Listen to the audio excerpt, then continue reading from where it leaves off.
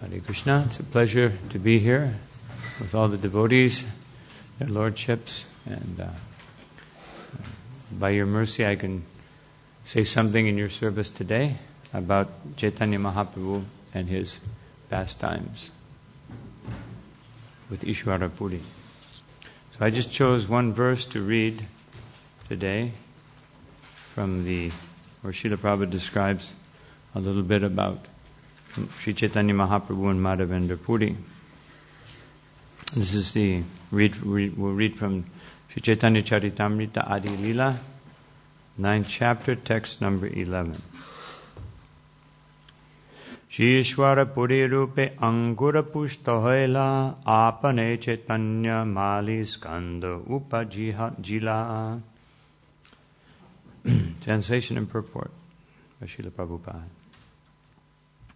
The seed of devotional service next fructified in the form of Sri IsvaraPuri. And then the gardener himself, Sri Chaitanya Mahaprabhu, became the main trunk of the tree of devotional service. Please repeat. The seed of devotional service next fructified in the form of Sri IsvaraPuri. And then the gardener himself, Chaitanya Mahaprabhu, became the main trunk of the tree of devotional service. Purport. Srila Bhakti Siddhanta Saraswati Thakur writes in his Anubhasya, Sri IsvaraPuri was a resident of Kumarahatta, where there is now a railway station known as Kamarhatta. Nearby there is another station named Hali Sahara, which belongs to the Eastern Railway. This railway runs from the eastern section of Calcutta. IsvaraPuri appeared in a Brahmin family and was the most beloved disciple of Sri Madhavendra Puri. In the last portion of Sri Chaitanya Charitamrita, Antya 8:28-31, it is stated, I won't read all the verses. At the last stage of his life, Sri Madhavendra Puri became an invalid and was completely unable to move. And IsvaraPuri so completely engaged himself in his service that he personally cleaned his stool and urine, always chanting the Hare Krishna Maha Mantra and reminding Sri Madhavendra Puri about the pastimes of Lord Krishna in the last stage of his life. IsvaraPuri gave the best service among his disciples. Thus Madhavendra Puri, being very pleased with him, blessed him, saying, "My dear boy, I can only pray to Krishna that he will be pleased with you." Thus IsvaraPuri, by the grace of his spiritual master, Sri Madhavendra Puri, became a great devotee in the ocean of love of Godhead. Srila Vishwanath Chakravarti states in his Guruvastakam prayer, Yasya prasadat bhagavat prasado, yasya prasadan nagati kutopi. By the mercy of the spiritual master, one is blessed by the mercy of Krishna. Without the grace of the spiritual master, one cannot make any advancement. It is by the mercy of the spiritual master that one becomes perfect, as vividly exemplified here. A Vaishnav is always protected by the Supreme Personality of Godhead. But if he appears to be an invalid, this gives a chance to his disciples to serve him. IsvaraPuri pleased his spiritual master by service, and by the blessings of his spiritual master, he became such a great personality that Lord Chaitanya Mahaprabhu accepted him as his spiritual master. Srila IsvaraPuri was the spiritual master of Sri Chaitanya Mahaprabhu. But before initiating Lord Chaitanya, he went to Navadvip and lived for a few months in the house of Gopinath Acharya.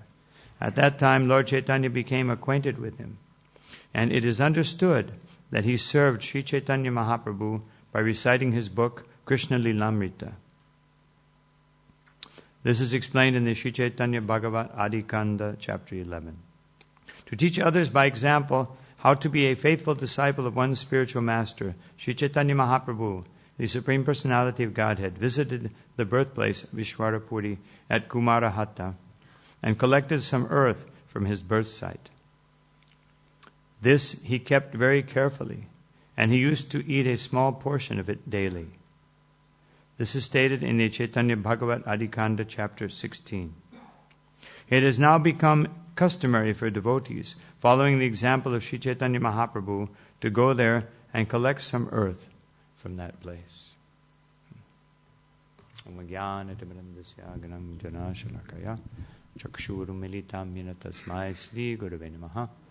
Sri Chaitanya Manobhishtam Stapitam Jaina Bhutale Swayam Rupakada Mahyam Darati Shva Padantikam Namo Vishnu Padaya Krishna Prasthaya Bhutale Simate Bhaktivedanta Swami Namane Namaste Saraswati Deve Gauravani Pracharine Nirvishesha Shunyavadi Pastyata Deshatarine Sri Krishna Chaitanya Prabhu Nityananda Sri Advaita Garadha Shivashadi Gaura Bhaktivinda Hare Krishna, Krishna Krishna, Hare Hare, Hare Rama, Rama Rama, Hare Hare.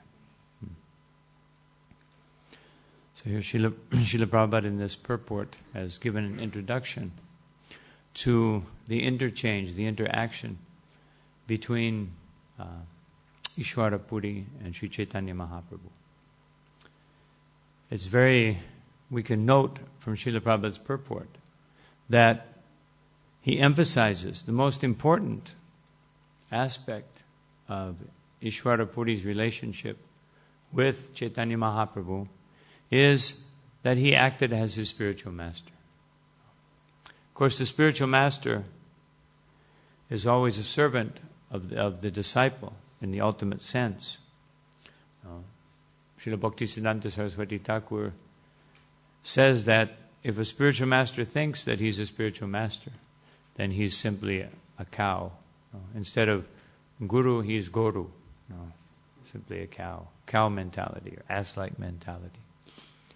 But in this case, the spiritual master was the servant of the Supreme Personality of Godhead who was his disciple. So Chaitanya Mahaprabhu doesn't need a guru. But Chaitanya Mahaprabhu is the guru of all of us. And he teaches us that we must have a guru. And the relationship which Srila Prabhupada outlines in this purport between Sri Madhavendra Puri and Sri IsvaraPuri is the perfect relationship between the spiritual master and the disciple, which Srila Prabhupada exemplifies in the verse from the Guru Vastakam that he quoted, Yasya Prasadat Bhagavat Prasaro Yasya Prasadan Nakati Kutopi. That the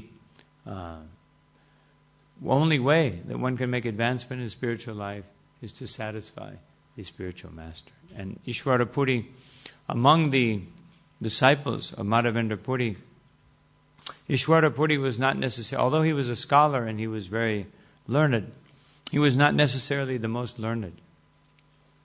There were others who were even more learned. But there were two disciples who were made an example of by Sri Madhavendra Puri. One was IsvaraPuri and the other was Ramachandra Puri. When Madhavendra Puri was leaving his body, as Srila Prabhupada mentions in the purport, he was an invalid. He couldn't even go to the bathroom. He couldn't go properly. So IsvaraPuri was so humble that he would simply come and clean up. After his spiritual master, he would bathe him, he would clean up.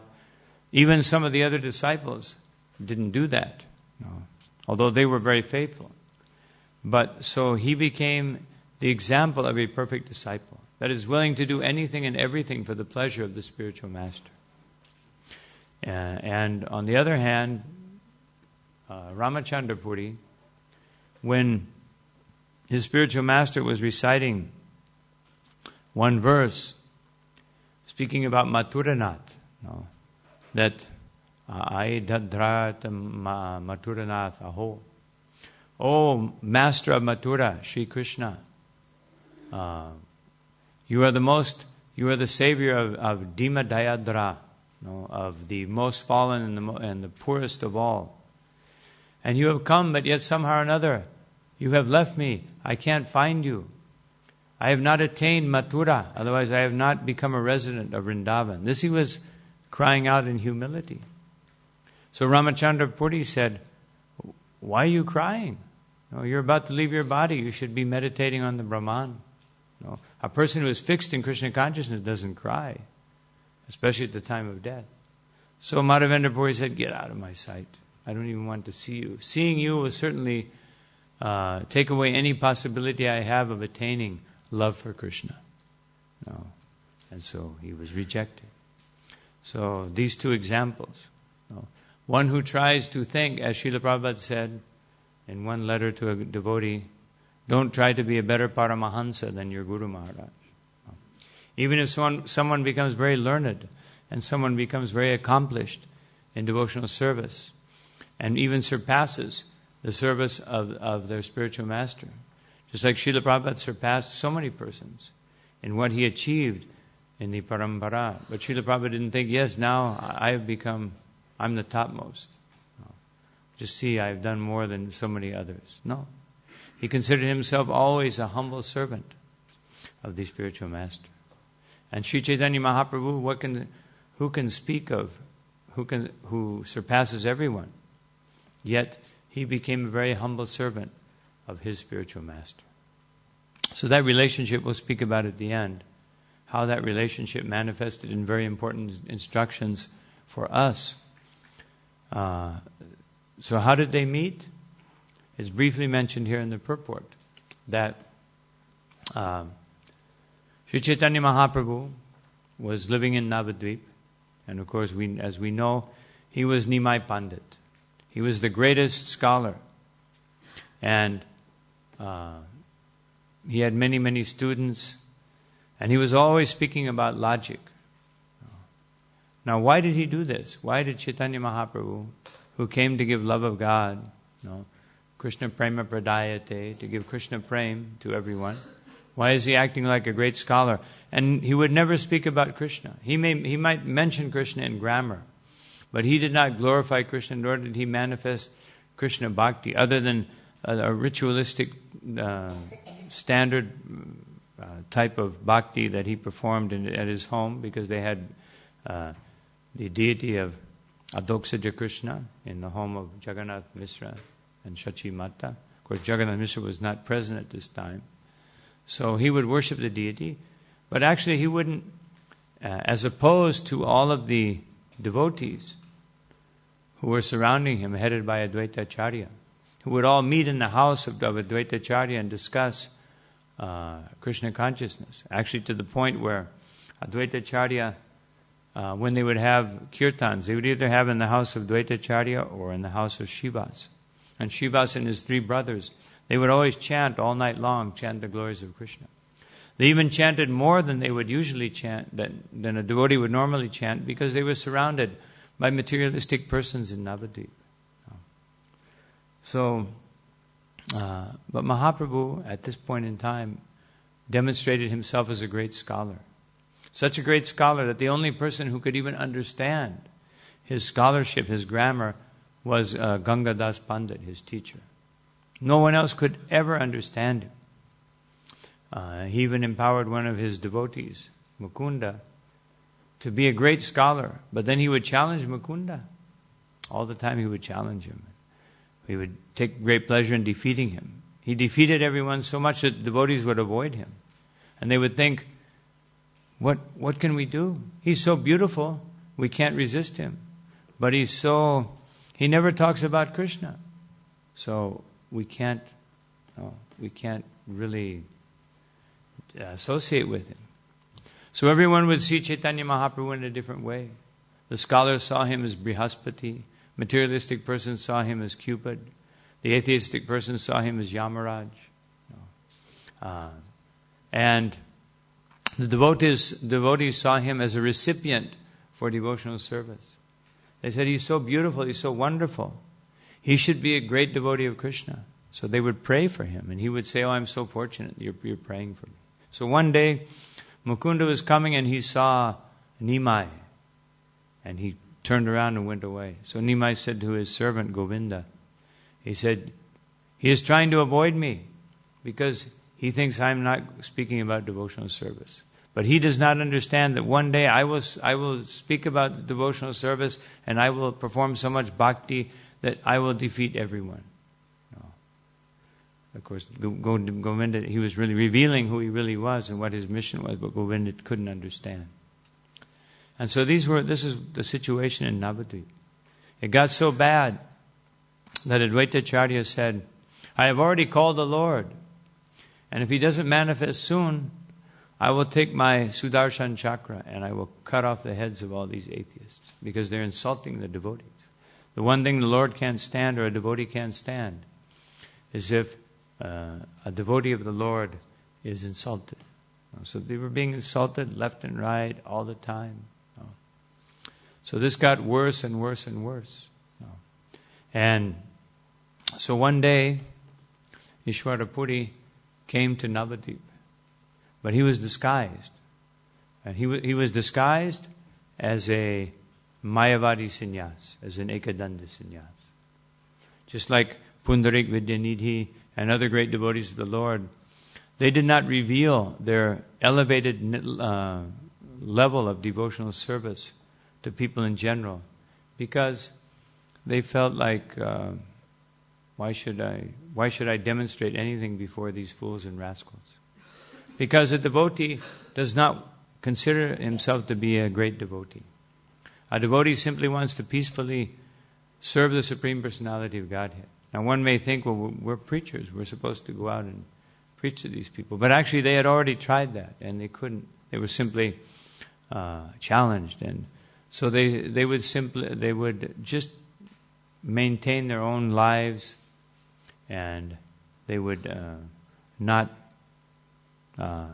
they wouldn't reveal that they were actually great devotees.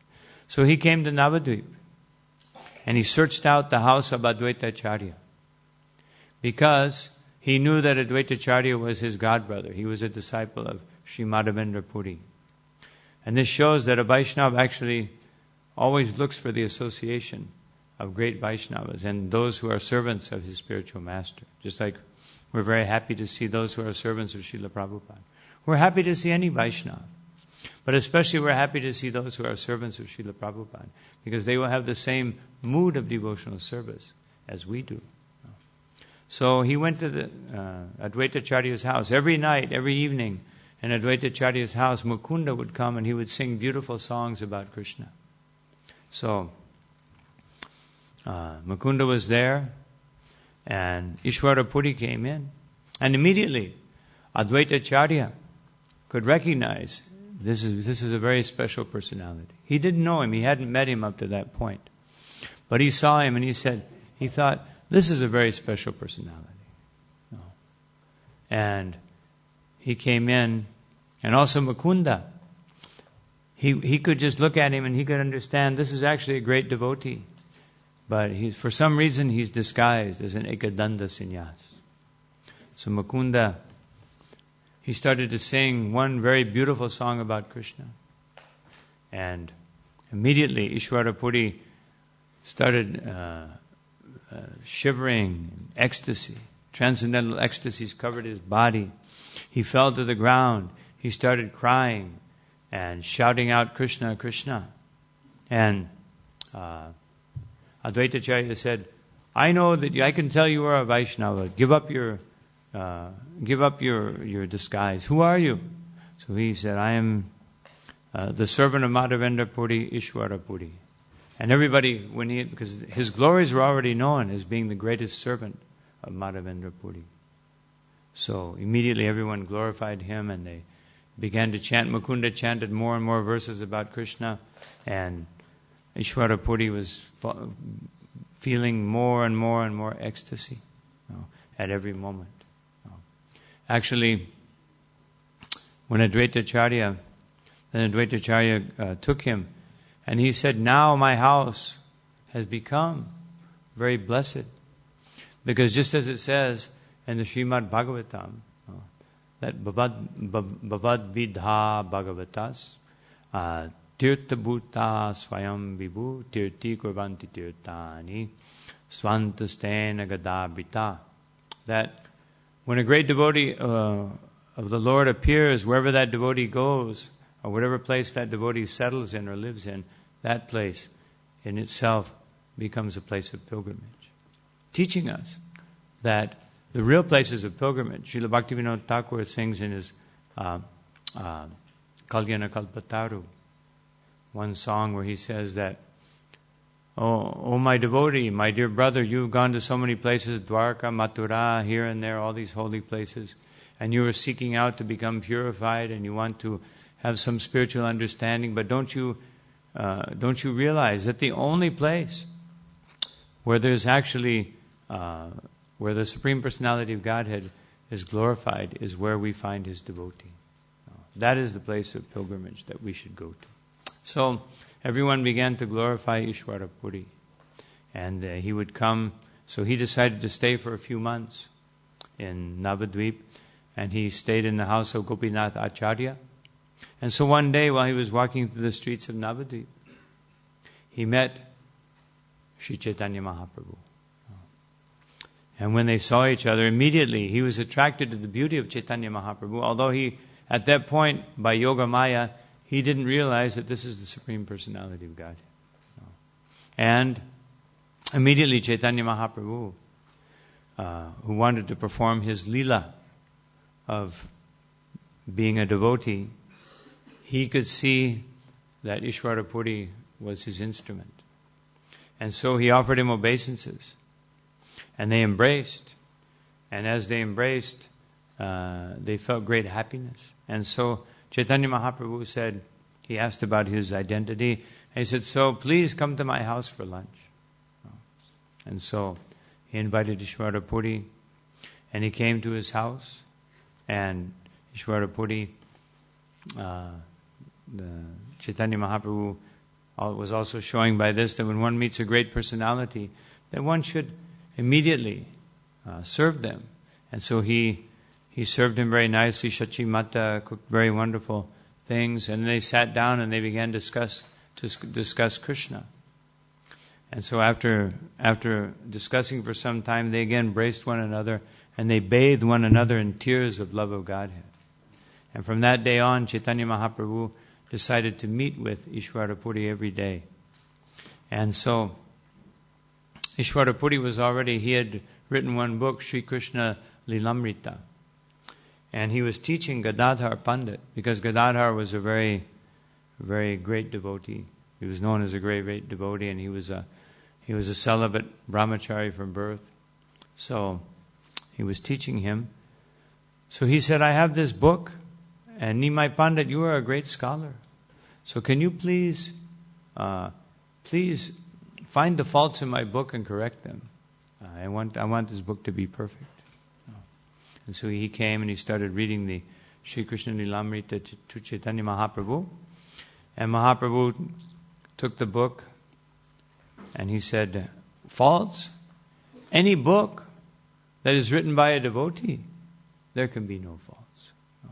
Whatever a devotee does, whatever a devotee says, that is the desire of Krishna. Just like in the beginning of the Bhagavatam, Srila Prabhupada has placed the verse from the first canto. What is it? Yatag Vishargo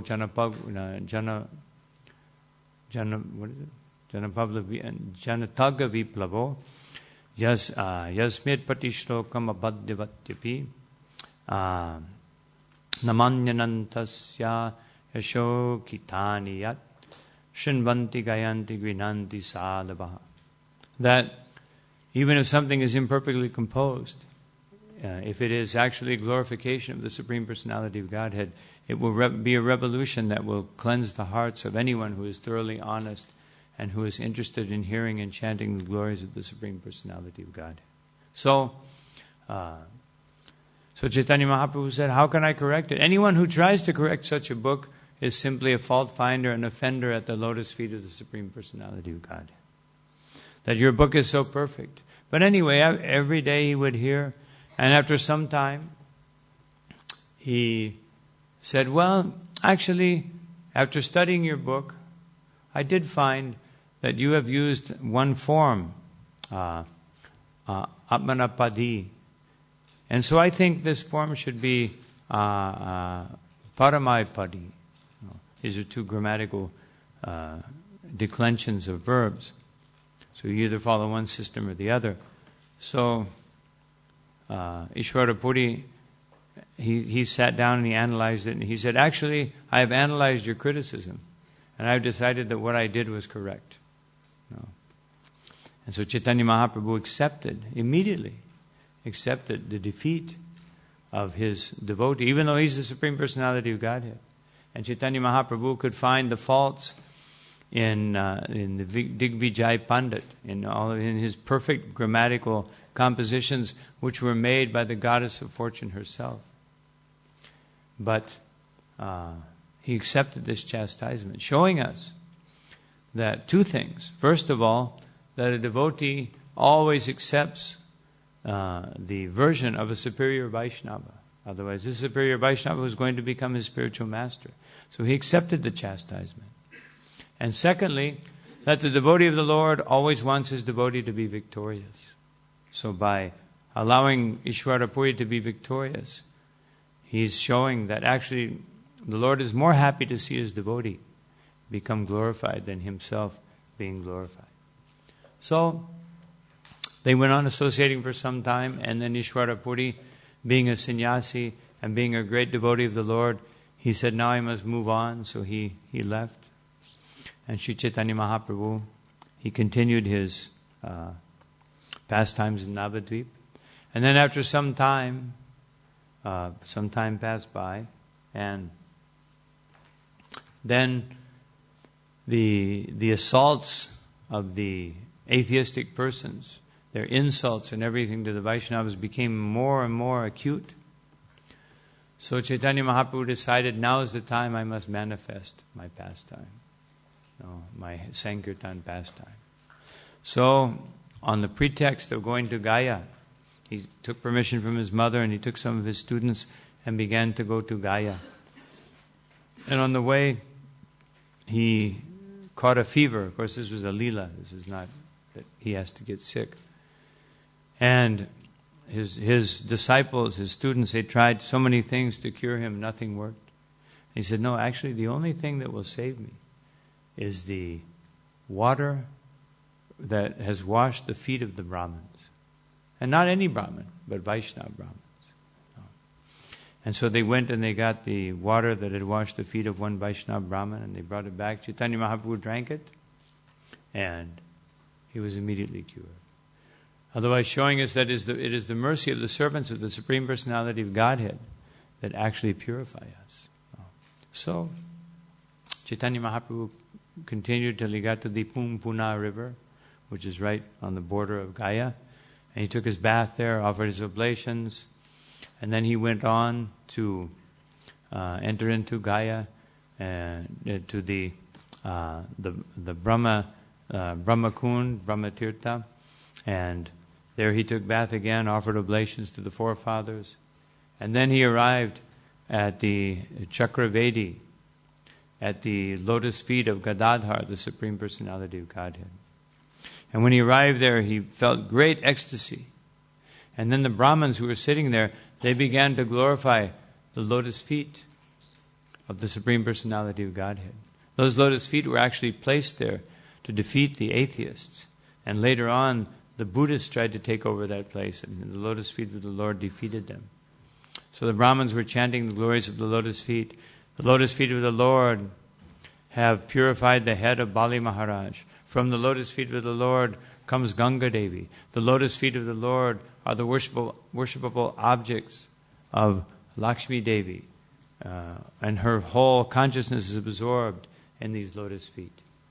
So, Chaitanya Mahaprabhu, after hearing this, he began to cry incessantly. And the Brahmins were surprised to see like streams of tears coming out of his eyes, like rivers, like the Ganga herself, just shooting out of his eyes. And they couldn't believe it. And in that moment, at that particular moment, IsvaraPuri arrived. And so Chaitanya Mahaprabhu saw him and he immediately offered obeisances. And again, they embraced and again bathe each other in tears of love of Godhead. So IsvaraPuri said, I'm very happy to see you here again. So maybe we will meet here. And Chaitanya Mahaprabhu at that moment decided that IsvaraPuri should be his spiritual master. Chaitanya Mahaprabhu waited a long time to be initiated. He became a great scholar, he became a great Brahmana. Why did he do this? Because he wanted to show that even if one is the greatest scholar, the greatest Brahman, the most accomplished Vedantist or whatever, that all of this becomes subservient to the service of the spiritual master. All of this is subservient and not very important compared to the receiving the mercy of the pure Vaishnava. And so Mahaprabhu, he went to all different places, all these different places where technically you're supposed to go to perform your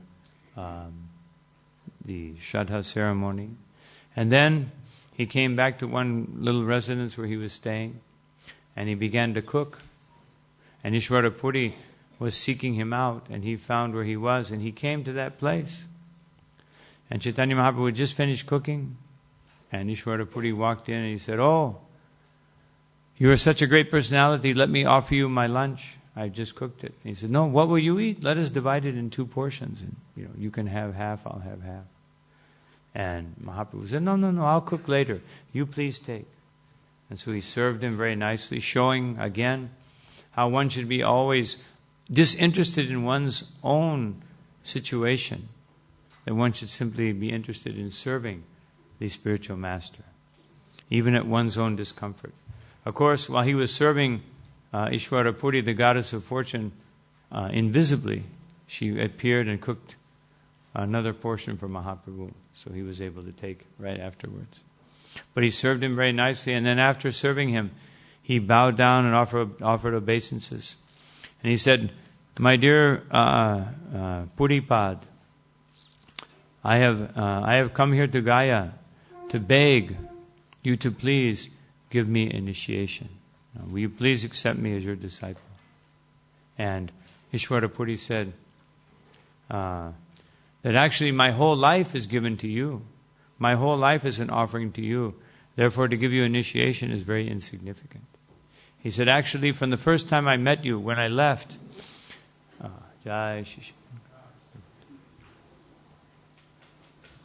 from the time I left Navadvip, I could only think of your lotus feet. I could only think of your beautiful transcendental form. Now I realize that you are the Supreme Personality of Godhead. You are the object whom I am always searching for. Last night I had an extraordinary dream about you, and now you have come and asked me this. So if you ask me to do this, because I am your servant, I must do it. So he accepted him. And then at that time, he gave him the 10-syllable mantra. That was his mantra. And Chaitanya Mahaprabhu became absorbed in ecstasy. And he, together with IsvaraPuri, they danced and chanted. And then Chaitanya Mahaprabhu became so overwhelmed with love of God that he told his students, "You go back to Navadvip. Now I have no more connection to home. I have no more connection to family. I have no more connection to friends. I only want to serve the Supreme Personality of Godhead." And he said, and so the early next morning, undetected by anyone, he began his journey to Vrindavan, searching out Krishna. But then he heard voices from the sky, some demigods, saying, "My dear Lord, your time is not ripe. The time is not ripe for going to Vrindavan. First you have to go back to Navadvip and start the Sankirtan movement, spread this movement of Sankirtan. Please go back. Later on you will be able to go and find Krishna." So he heard that and he went back and took his students, and full of love of Godhead, he went back to Navadvip. So then Chaitanya Mahaprabhu went back, performed his Sankirtan pastimes. And how do we... but the influence of IsvaraPuri was always there. So then after he finished his Sankirtan pastimes in Navadvip, he finally decided that the only way he can actually spread love of Godhead to everyone was to take sannyas. So he took sannyas. And then, in the course of taking sannyas and on his way to Vrindavan, he ended up stopping in Varanasi. So when he stopped in Varanasi, he met the Mayavadis. And he was not interested in meeting these Mayavadis. But in any case, there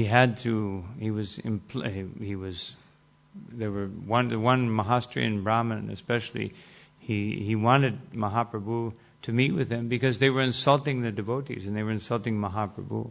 So he wanted Mahaprabhu to defeat them. And finally, on the request of this Brahmin, he went to meet with Prakashananda Saraswati. So he came and he sat down in a humble way, and when he was sitting there in the place where everybody washed their feet, all of a sudden his effulgence began to shone, and everyone, when they saw that, they were amazed. Narayan, Narayan. They said, oh, he made it. He did what we all want to accomplish. He's become Narayan. No, they actually thought he'd become Narayan. No, he did it. No. And so then they sat him down. Prakashananda personally brought him by the hand and said, you are from an exalted Brahmin family. You are a sannyasi. Why do you cry with these sentimentalists in the street? So this is where IsvaraPuri Puripad's influence came. I just wanted to read those few verses that, just read it directly.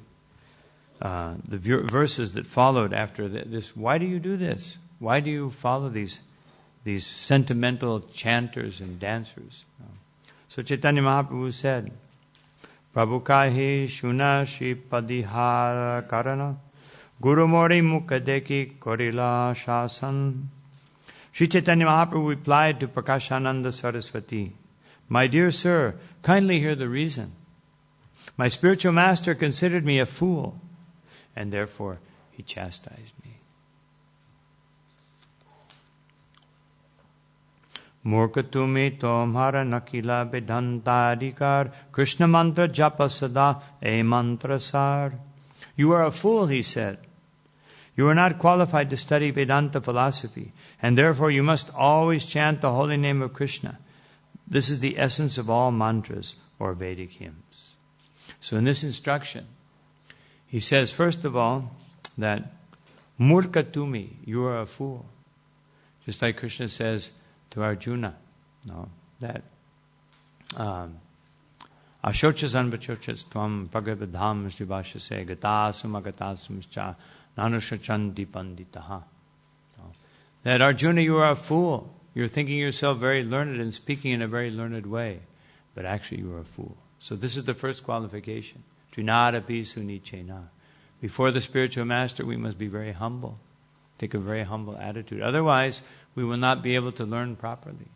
If we're thinking that I'm doing some favor for the spiritual master, that I'm of some importance, other than thinking myself a fool who must simply obey, then the whole essence of initiation will be lost. And then he says, you must always chant the holy name, Krishna mantra japa sada, kirtaniya sada hari. Exactly as Sri Chaitanya Mahaprabhu instructs in his Shikshastikam, that a mantra sar. This mantra is the essence of all mantras. Otherwise, Vedaischa sarvaya raham eva vedyo. The purpose of Vedas, or the purpose of Vedanta, is to understand Krishna. And the understanding of Krishna in this age, binatvam namanamino, there is no difference between Krishna and the holy name. Therefore, today we will also be performing one Harinam Diksha on behalf of His Holiness Kavichandra Maharaj. So, this is the essence. Once we receive this Mahamantra, if we receive it properly, in a humble state of mind, more tolerant than a tree, respecting everyone and not thinking of any benefit or respect for myself, then we can actually chant in such a way that all of Vedanta will be understood. Aho swapacho, aho bata swapacho, to gadiyan. Yajjivagre vartate nama tubhyam. One who actually has the holy name dancing on one's tongue, then that person has studied all the Vedas, has bathed in all the holy places, has accomplished everything just by the chanting of the holy name of Krishna. So when one can actually chant properly, this is the result. So then, this is IsvaraPuri instructing Sri Chaitanya Mahaprabhu, and Chaitanya Mahaprabhu is repeating what he said to him. Simply by chanting the holy name of Krishna, one can attain freedom from material existence. Indeed, simply by chanting the Hare Krishna mantra, one will be able to see the lotus feet of the Lord. In the age of Kali, there is no religious principle other than the chanting of the holy name, which is the essence of all Vedic hymns. This is the purport of all scriptures. After describing the potency of the Hare Krishna mantra, my spiritual master taught me another verse, advising me to always keep it within my throat. Anyone know what that verse is? Harinama, Harinama, Harinama eva kevalam kalo nashteva nashteva nashteva gatiranyata. For spiritual progress in the age of Kali, there is no alternative, there is no alternative, there is no alternative to the holy name, the holy name, the holy name of the Lord. Since I received this order from my spiritual master, I always chant the holy name. But I thought that by chanting the holy name, I had become bewildered. While chanting the holy name of the Lord in pure ecstasy, I lose myself, and thus I laugh, cry, dance, and sing just like a madman. Collecting my patience, therefore, I began to consider that the chanting of the holy name of Krishna had covered all my spiritual knowledge.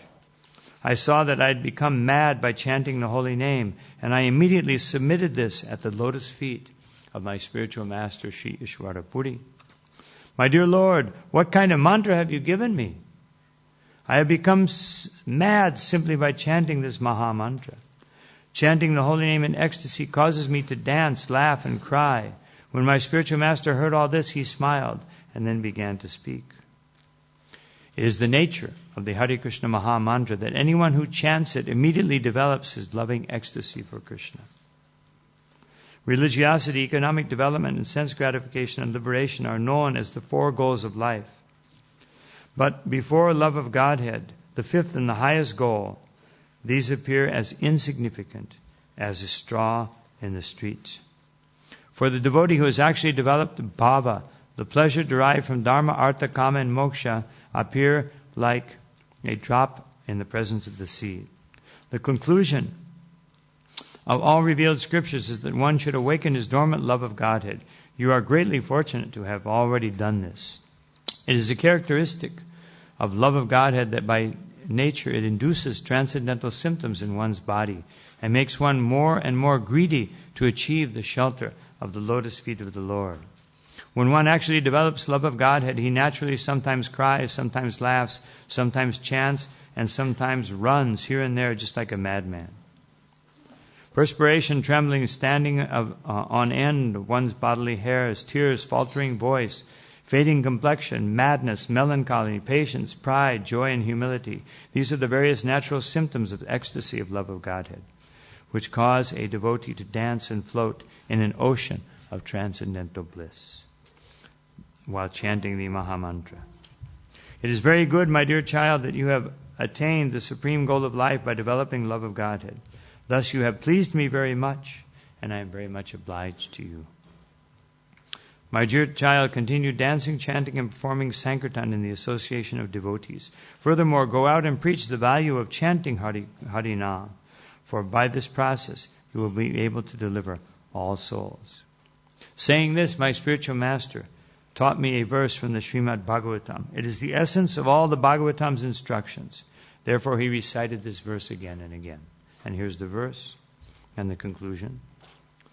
Evam brata swapriya nama kirtya jananuraga jutatrita uchchai hasattito rodti rauchigayat yanmuda randitati lokabahya When a person is actually advanced and takes pleasure in chanting the holy name of the Lord, who is very dear to him, he is agitated and loudly chants the holy name. He also laughs, cries, and becomes agitated and chants just like a madman, not caring for outsiders. So this is the result of chanting the Maha Mantra. We want to chant, dance, laugh like madmen, not caring for outsiders. Of course, this doesn't mean we're a preaching movement. So we do that within the Association of Vaishnavas, and when we're out preaching, we try to give an example, not being so mad. No. And of course, that madness should be a result of love of Godhead. So this is the purpose. Today we're performing the initiation ceremony. This is the actual purpose. The purpose of this ceremony is to give the Maha Mantra, or in the case of the second initiation, by Gayatri Mantra. Just like Sri Chaitanya Mahaprabhu received the 10-syllable mantra, we receive the Gayatri Mantra given in our line of Gaudiya Vaishnavas. This strengthens the chanting the holy name. The Gayatri Mantra takes us to the point of liberation, and the Maha Mantra continues from then on. So the Maha Mantra is the most important, and the Gayatri Mantra reinforces our chanting of the holy name by helping us remember Krishna, as Vishwanath Chakravarti Thakur says, we remember Krishna 3 times a day. Of course, we should remember Krishna 24 hours, but meaning we specifically meditate in a very intense way 3 times a day at the sandhyas to intensify our love for Krishna. So, when a person takes initiation, as Rupa Goswami said, there are certain things. Actually, we want 4 things to happen, or we do 4 things. And these 4 things are Guru Padashayas Tasmat. First of all, we take shelter of the spiritual master. That's why in ISKCON we have a process of waiting minimum 1 year. Sometimes it's better to wait more time so we can be sure that we really understand what this initiation means. And we take shelter. In that time we take shelter. Of course, we take shelter of Srila Prabhupada. And we perform devotional service under that shelter. We prepare ourselves. Then, Krishna Dikshadi Shikshanam. Then we take initiation and receive pertinent instructions about devotional service from the spiritual master. And then, Vishrambena Guru Seva. Then, taking it to our heart those instructions from the spiritual master, we perform devotional service. And how do we perform devotional service? Sadhuvartmanuvartanam. We do it following in the footsteps of the great acharyas. Otherwise, the instructions of our spiritual master place us in the parampara, and we very, very faithfully serve in that parampara. So this is the essence of initiation, whether it be first or second initiation. These are the 4 things that we want to accomplish by initiation. So I just want to conclude by one statement. This is something that Srila Prabhupada said in various initiations. One verse, he doesn't attribute it to any scripture. I think it was just by one Vaishnava poet, that Janame Janame Sabhe Pitta Matta Pai Guru Krishna Mile Nahi Hari Bhaje. That we have so many lifetimes, life after life after life, we pass. And in every one of those lifetimes, we have a mother and a father. I think this is a Bengali saying, so in Bengal especially, one is very dedicated to the mother. Of course, in India in general, and even many cultures, everybody likes their mother, generally speaking. Nowadays it's becoming, by the influence of Kali Yuga, even the mother is not so sacred anymore. But generally speaking, everyone appreciates their mother. But in every birth, even as a human being or even dogs or cows or whatever, they all appreciate their mother. No. So this is nothing so special. But at this opportunity, Guru Krishna Mile, we have the opportunity to be united with Guru and Krishna. This is what initiation means. Therefore, this is the opportunity, Hari Bhaje, to glorify the Supreme Personality of Godhead. Therefore, we should take it very, very seriously and perform our vows and chant the holy name, minimum 16 rounds every day, follow the 4 regulative principles, and dedicate ourselves to devotional service. So I'll stop here. Any questions?